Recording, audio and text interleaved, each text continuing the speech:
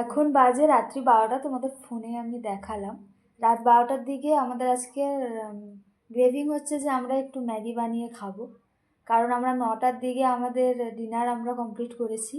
তো এখন মনে হলো আমাদের দুজনের শোয়ার আগে অলমোস্ট আমরা এক্ষুনি ঘুমোতেই যাচ্ছিলাম, তারপরে মনে হলো একটু খিদে পেয়েছে, তো আমাদের একটু ম্যাগি করে খাওয়ার দরকার রয়েছে। তো আমরা এখন ম্যাগি বানাতে চলেছি। তো